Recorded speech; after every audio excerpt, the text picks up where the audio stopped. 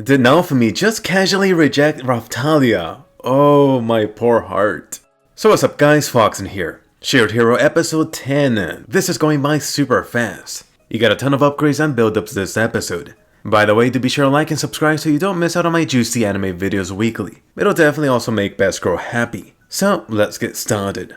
Previously, you just had Naofumi outright rejecting this royal family connected Melty. Did Naofumi just reject the second loli? Thankfully, he had the guards coming in to stop this awkward situation. Perhaps lucky for everyone involved. I'm really just curious to see how this situation would have gone if no one would have interrupted. Oh, but what is this? Melty's true intentions getting revealed. So you got that queen lady using Melty to go against the king in the name of helping the shield hero. Can you say shocker? And by the way, where the hell was she when Naofumi got summoned? Does this queen lady have a thing for the shield hero in general? Or does she just hate that one hero is getting repeatedly kicked down?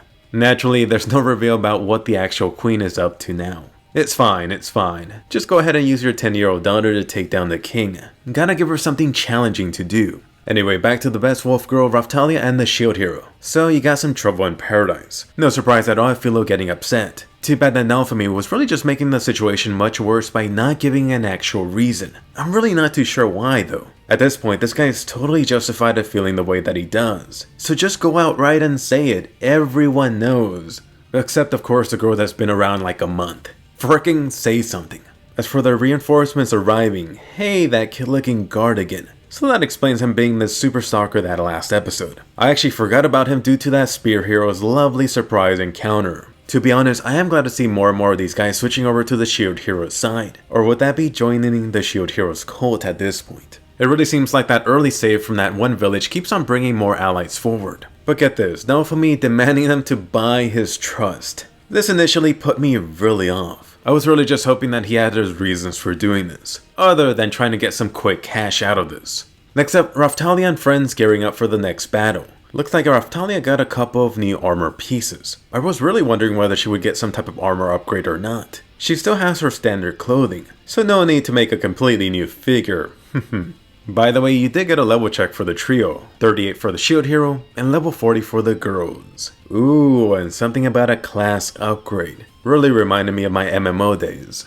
By the way, something revealed or reconfirmed about Naofumi here. I did like him stressing that Raphtalia should decide her own future path on her own. Unfortunately, it seems that he just casually rejected her. He did double down on wanting to leave this world as soon as possible. Also, unfortunately, it really seems like Raphtalia isn't anything special enough for him to change his mind on that. Although, can you really blame him? Time-wise, I don't think it's been too long yet, maybe a couple of months? Just go ahead and do the better option, take Raphtalia back with you. Just give Japan something really special.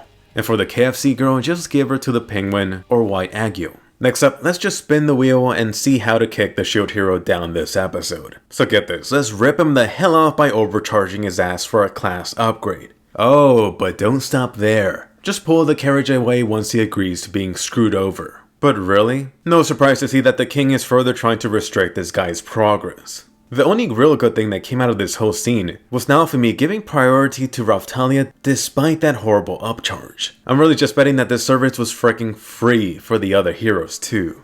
Next up, a visit to friends in low places. Funny how the slimy king is making me like Mr. Penguin here more and more. And what was up with him being pimped out? I was just wondering whether Naofumi paid him in some accessories. So it's actually funny how the penguin has been getting so many side benefits from the shield hero. Oh, where could I get this high quality panther girl too? Or a KFC loli? All you have to do is visit this trusty looking fellow in that circus tent in the slums of the city. Either way, this guy really has all the info. Nice to know about there being this other option to get this class upgrade. Also, a really nice excuse to visit some of these other locations. But the name right here, Shield Frieden? Isn't that a little bit too on the nose? Of course, it'd be a place full of demi-humans. Naofumi should have really been summoned over there at that place instead. And I'm really just thinking, go ahead and have lunch with this guy or dinner. Just try to get as much information out of him as possible. Anything random seems to help a lot. As for Big Bird's little upgrade, some metal claws. Honestly, I was really just picturing her getting slowed down with them. And I'm actually curious to what else the penguin here has for sale. The non-slave stuff. I wouldn't mind taking a peek. I bet he has some very interesting things. Next up, time for their little training demo. No surprise that the recommended spot was somewhere shady. And looks like I was totally wrong about the steel claws. And hey, Raphtalia even got a sharper blade too. Time for Raphtalia to work on her Bankai training. Anyway, this episode also answered my question from last time. Whatever happened to the holy water? So turns out it wasn't just as easy as splashing Raphtalia with it and getting her wet. I do wonder if these results are after Naofumi trying to enhance that church juice. As for Raphtalia here, revisiting her concerns from earlier. I was thinking that she would want to return with Naofumi, but goddammit, KFC girl interrupting again. Sadly, this important discussion is just getting shoved until way later.